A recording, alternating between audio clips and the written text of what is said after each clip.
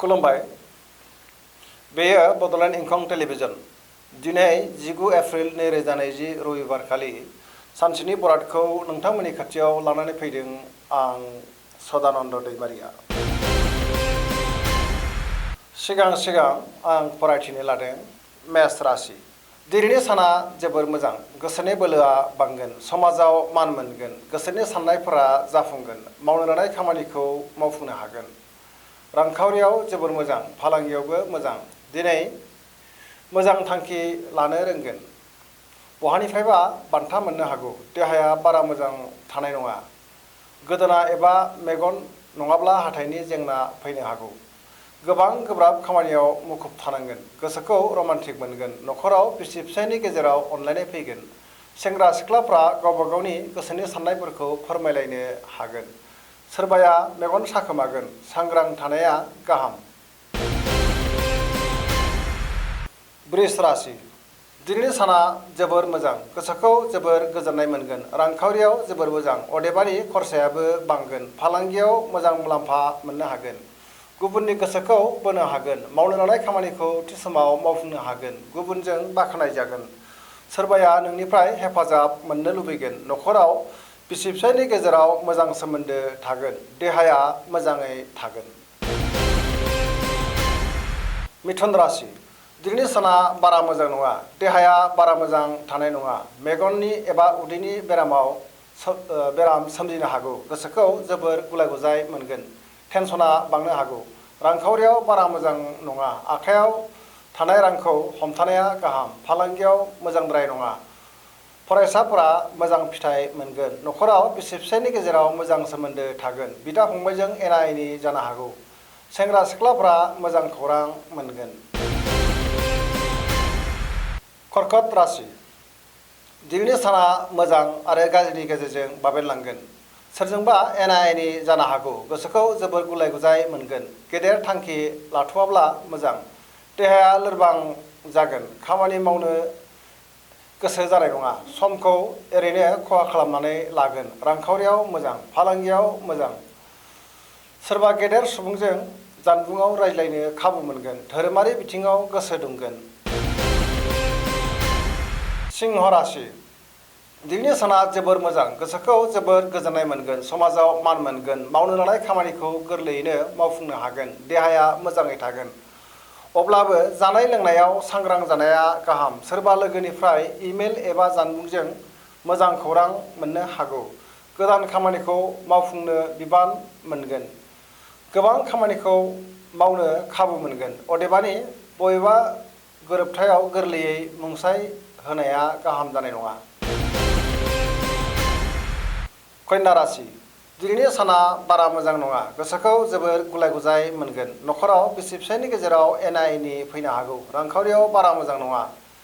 पकेटनि रांखौ हमथानो नाजा। फालांगियाव बारा मोजां नङा। गोसोआव टेनसन बांगोन।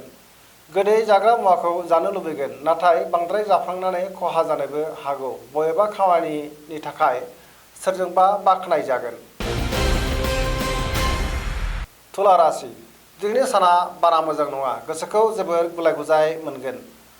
मोजां साननो हानाय नङा। रांखावरियाव बारा मोजां नङा।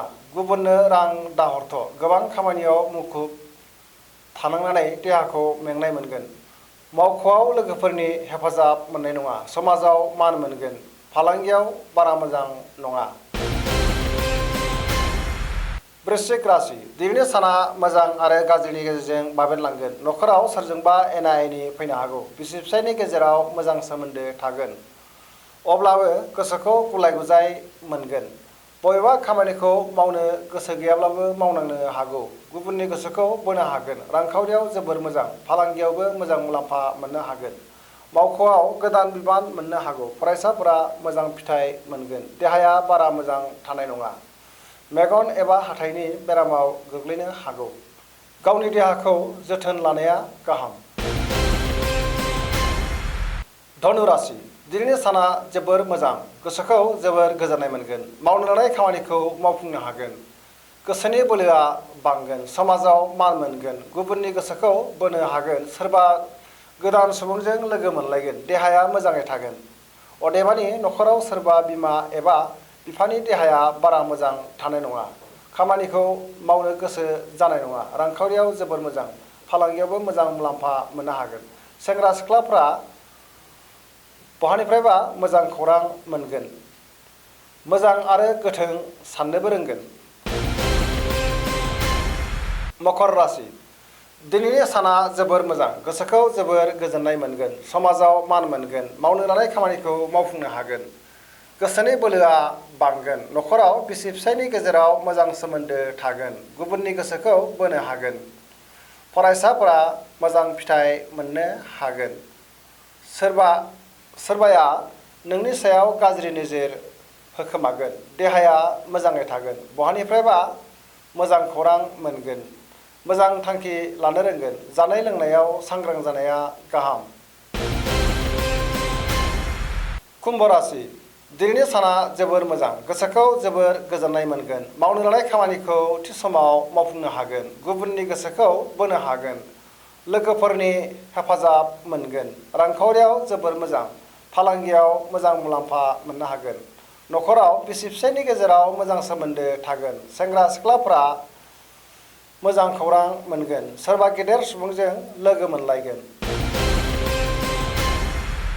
मीन राशि दिनैनि साना जोबोर मोजां, गोसोखौ जोबोद गोजोननाय मोनगोन, समाजाव मान मोनगोन, गुबुनजों मोजां सोमोन्दो लाखिनो हागोन, सेंग्रा सिख्लाफ्रा गावबा गावनि गोसोनि साननायफोरखौ फोरमायलायनो हागोन, मोजां आरो गोथों थांखि लानो रोंगोन, फरायसाफ्रा मोजां फिथाइ मोनगोन, गुबुननि गोसोखौ बोनो हागोन, रांखावरियाव जोबोर मोजां, फालांगियाव मोजां मुलाम्फा मोननो हागोन, देहाया मोजाङै थागोन।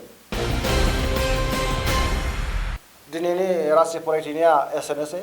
जोबनायाव आं बेखौनो खावलायनो लुबैयो जाहाथे नोंथांमोना सानफ्रामबो जोंनि बे बड'लेण्ड इंखं टेलिभिजनखौ नायबाय थायो आरो साबस्क्राइब खालामो, लोगोसे गावबा गावनि सानसेनि बरादखौ मोनथिनानै लायो। एसेनोसै, गोजोन्थों।